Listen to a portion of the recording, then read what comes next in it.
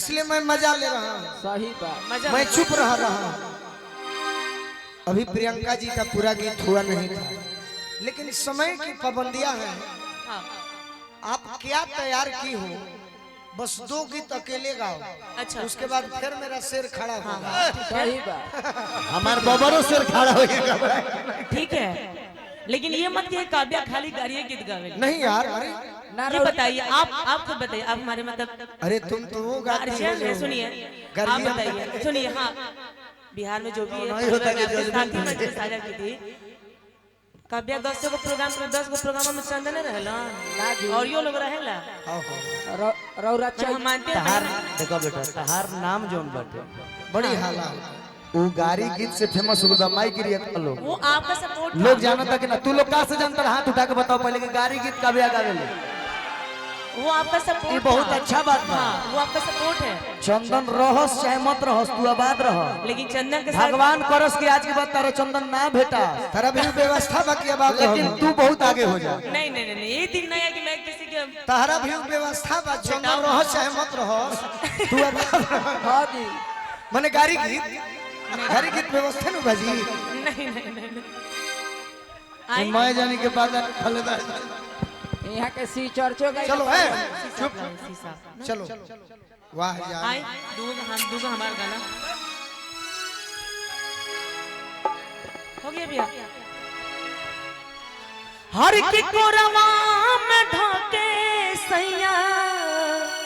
Mobile पर की करे के सुनाओ तेरे कुछ को नहीं तो रख दे। अरे नया गाना है मेरे एल्बम का। जब याद ना पड़ी खोल ले। नहीं देखना ये तो नहीं के कौन में के गोल ले तर लोग लट गए ना। ला रखा था बड़ा बड़ा। हां, हट। वाह कोरवा में की कोरवा में ढाके सैया। अरे रतिया सुतावे ले खुद ही दर्दिया देले।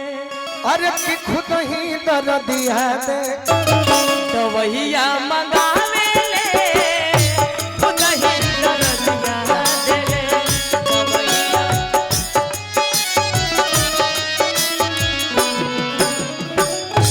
पुरवा में ढाके सैया हमके सुतावे ले।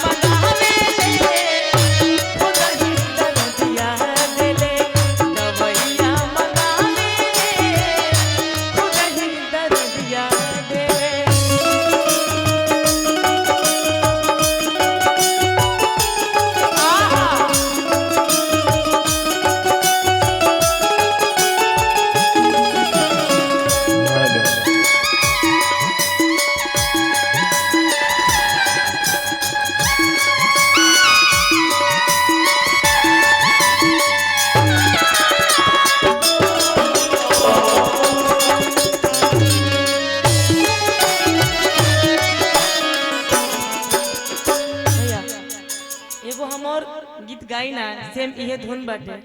असली भाव बा कि गोतिन के लइका लेके मजा कर हर कबूल खेलाई तनी बताइए राजा जी। अभी तो बोले खाली ऊपर का देखा तो सन बाकी सब गीत तो करें पर ठीक लगे। अच्छा तारा पका ठीक लगी तबला का बेस रउआ पका ठीक लगी हमारा पर ठीक लगे कि देवरा तूरी की। हां हमारा भाई ठीक अगर मेरा स्किल रहता तो मैं गा देती। गा देना, इसके बाद गा देना जान। हाँ ठीक है, इसके बाद में पूर्वी जरूर गाऊंगे। वाह कि गोतिन के लइका लेके कबूले खिलाई तनी बताइए राजा जी, तनी बताइए राजा जी। गोदिया कबले तोड़ चुड़ाई तनी बताइए राजा जी, तनी बताइए राजा जी। गोदिया कबले भाई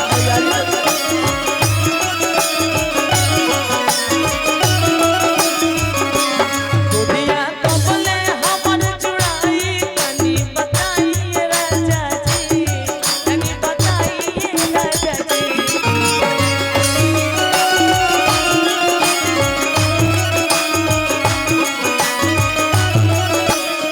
एक कबिया एगो और मुखड़ा इहे गावो हाँ तनी मेहरारू वाला में लाली लाली ओठावा से क्या बोले एकरे के भाव से अच्छा लेकिन हम अकेले पड़ जाते हैं ना खुशी से जाकर बैठ के चाहिए सिवा चाहिए नहीं नहीं नहीं नहीं ऐसा मैं नहीं बोला एगो औरत हाँ पति देव से निहोरा करता ये सही है ये राजा भाई चंदनवा ने रोज रोज प्रोग्राम करबो तो हमें पेट भरी लइका हो इनकरा इला खाली कबिया करी